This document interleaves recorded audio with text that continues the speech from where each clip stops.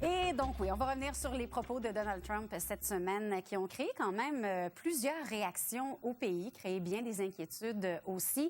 Donc, on va essayer de comprendre aussi qu'est-ce que c'est exactement la gestion de l'offre qui encadre l'industrie laitière, notamment au Canada, avec mon premier invité. Il s'agit d'Alexandre Moreau. Il est analyste politique public pour l'IEDM. Donc, Monsieur Moreau, bonjour. Bonjour. Donc, avant d'aller plus loin, avant d'entrer dans les pour et les contre, parce qu'il y en a, il y a des pour, il y en a qui sont d'accord avec les propos de Donald Trump, d'autres non. Qu'est-ce que c'est exactement le système qui est dénoncé par Donald Trump ici au Canada? Oui, en fait, la gestion de l'offre, c'est un système qui a des quotas pour limiter la production. Donc, on est en mesure de maintenir des prix beaucoup plus élevés que le prix du marché. Et ça permet aussi de maintenir une stabilité des prix à travers le temps. Et ça vient aussi avec des systèmes de tarifs à la frontière. Donc, pour certains produits laitiers, les œufs et la volaille, on peut voir des tarifs qui atteignent 300 % à la frontière. Donc, c'est un marché qui est très protégé. Donc, c'est une forme de protectionnisme. OK. Et là, quand le président parle de pratiques injustes, vous êtes quand même relativement d'accord avec lui? Bien, il a raison dans la mesure où c'est un système qui empêche la compétition. C'est difficile pour les producteurs étrangers d'exporter leurs produits au Canada, mais il y a un peu un paradoxe dans son discours, hein, parce que lui aussi est très en faveur de certaines mesures protectionnistes, effectivement, notamment dans le cas du bois d'œuvre. Et donc, en fait, une de nos propositions, c'est en fait c'est une table de négociation avec des politiciens là, pour faire des concessions, pour proposer quelque chose, pour avoir quelque chose en retour. Exact. Et on pourrait, en fait, céder le système de gestion de l'offre, retirer les mesures protectionnistes, intégrer un peu plus de compétition, et peut-être en retour obtenir un libre accès au marché américain pour le bois d'œuvre. Ah, OK. Donc, on leur donnerait d'un côté, mais ils nous donneraient de l'autre. Quoique ça ferait réagir beaucoup les producteurs laitiers. Si ça ferait plaisir au bois d'œuvre, ça déplairait d'un côté, là aussi. Certainement, hein, mais on parle beaucoup des producteurs laitiers, mais on a tendance à oublier les consommateurs, hein, parce que le système de gestion de l'offre, en maintenant des prix beaucoup plus élevés, eh bien, ça impose un coût aux consommateurs. OK, nous, on paye plus cher. Exactement, et selon différentes estimations, que ce soit de l'OCDE ou une étude qui a été faite à l'Université du Manitoba, on parle d'un coût par ménage qui peut aller de 250 $ à 450 $ de plus. Donc, c'est beaucoup, là.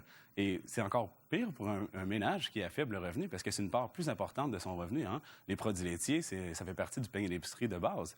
Donc, c'est des coûts supplémentaires. Okay. Et si on additionne l'ensemble de ces coûts-là pour la totalité des ménages canadiens, on parle d'un coût là, qui peut atteindre de 3 à 6 milliards de dollars par année que ça coûte de plus aux consommateurs canadiens.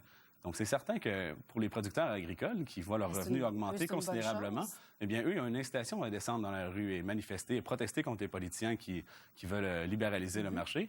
Mais donc, c'est ça, c'est une part importante. Là, on parle de peut-être 250 000 $ par ferme en moyenne de leur revenu brut qui peut provenir des formes protectionnistes. Donc, ça peut donner une incitation à descendre la rue. Okay. Alors que du côté des consommateurs, eh bien, c'est un coût qui est moindre un peu. Donc, le coût est plus dispersé, c'est plus difficile de se mobiliser et il y a moins d'associations, si on veut, qui défendent les intérêts des consommateurs. Donc, on entend souvent seulement le point de vue des producteurs agricoles. Et la gestion de l'offre, est-ce que ça a toujours été juste établi depuis quand ici au Canada? Oui, en fait, ça a été établi en 1971. Donc, à partir de ce moment-là, il y a un système de quotas qui a été donné. Au début, le quota a été donné gratuitement aux fermiers, hein, selon la production historique des fermes.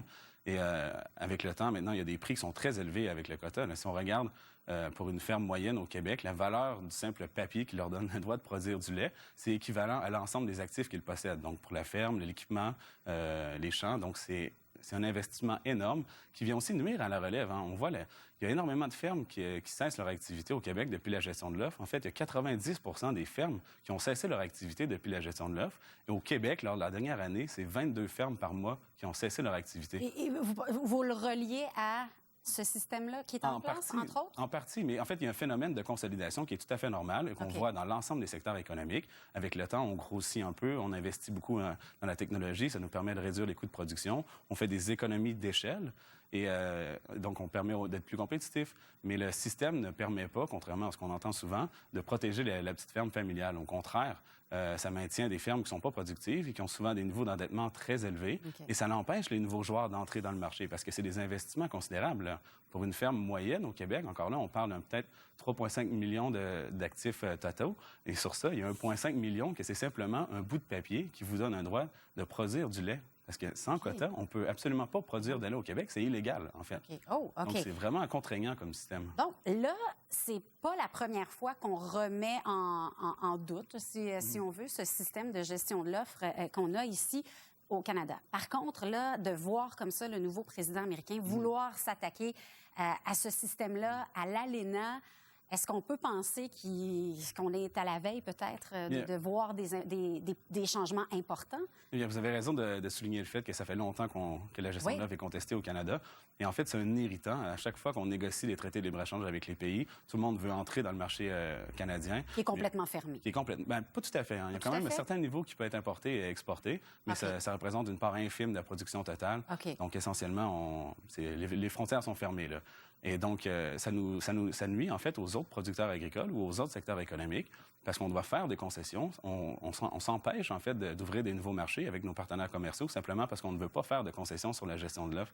Donc, c'est un coût économique qui est difficile à évaluer parce qu'on ne sait pas exactement qu'est-ce qui se passe dans les coulisses du pouvoir, mais certainement, c'est un irritant qui fait mal aux producteurs. Et là, on a vu, évidemment, se porter à la défense des producteurs laitiers, autant du côté du Québec que du côté d'Ottawa, Justin Trudeau. Donc, j'ai l'impression que ça va amener quand même des discussions assez importantes. Là. Tout ça, le Canada n'acceptera pas de laisser ça aller aussi facilement. Exactement. Justement, c'est une opportunité en or, en fait, pour le gouvernement canadien. Là. On a un marché qui représente 36 milliards de dollars par année en termes de recettes de production et de transformation. Donc, ça peut être alléchant pour les Américains. Si on peut leur dire, écoutez, on va vous laisser l'accès au marché sous gestion de l'offre, mais laissez-nous un accès au conflit. Parce que le conflit du bois d'œuvre, c'est depuis les années 80 que ça perdure. C'est ça, exact. Donc, on est un peu tanné de ça. C'est des tarifs toujours. Il y a beaucoup d'incertitudes. Donc, laissez-nous un accès au libre-échange. Et cessons de protéger, en fait, nos marchés économiques, parce que le protectionnisme, là, c'est important de réaliser que ça profite à un petit nombre de producteurs, alors que le coût du protectionnisme, c'est assumé par l'ensemble des consommateurs. Écoutez, les fermes au Québec, là, les fermes laitières, il y en a environ 5 500. On est 8 millions à payer les frais de la gestion de l'offre. Donc, c'est très injuste, en fait, d'enrichir un petit groupe d'individus qui, par ailleurs, a un revenu qui peut être 2, 3 à 4 fois plus élevé que le revenu moyen des Canadiens. Donc, c'est un transfert de richesse des gens plus pauvres vers les gens plus riches. Parce que ça aussi, c'est sûr qu'on ne veut pas perdre nos producteurs laitiers, on ne veut pas les mettre dans le trouble. L'impact que ça aurait sur eux, est-ce qu'il serait considérable ou, somme toute, assez minime si jamais on abolissait la gestion de l'offre? Comme je vous disais, il y a déjà beaucoup de fermes qui cessent leur activité, même avec ce système de protectionnisme-là. Mais c'est certain qu'il y aurait peut-être plus de fermes qui cesseraient leur activité. Et il faut comprendre aussi que si on abolit la gestion de l'offre, ça ne se fait pas du jour au lendemain.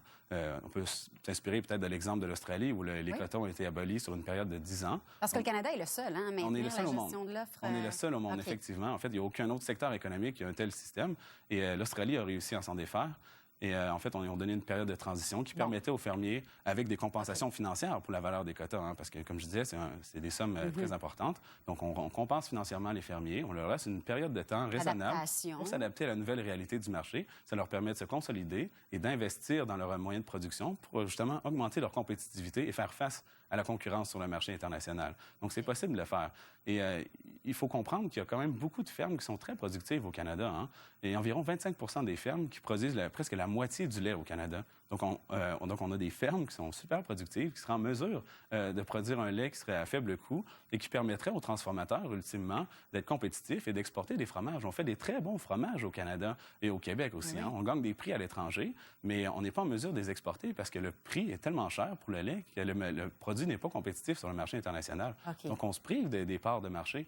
Et en fait, il y a certaines études qui démontrent qu'en abolissant la gestion de l'offre, on aurait des fermes beaucoup plus compétitives, on y aurait une consolidation. Certainement qu'il y aurait des fermes qui fermeraient un peu plus, mais on aurait un marché beaucoup plus compétitif. On pourrait même augmenter la production. On pourrait produire davantage avec moins de fermes. Donc, on pourrait conquérir des parts de marché international. Parce qu'actuellement, c'est impossible de le faire.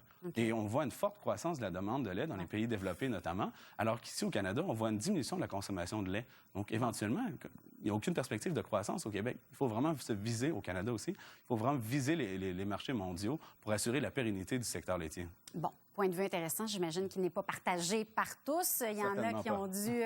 les oreilles ont dû leur friser ce matin. Mais super intéressant. Merci beaucoup d'avoir été avec nous ce matin pour faire le point. Alexandre Moreau, il est analyste en politique publique à l'Institut économique de Montréal.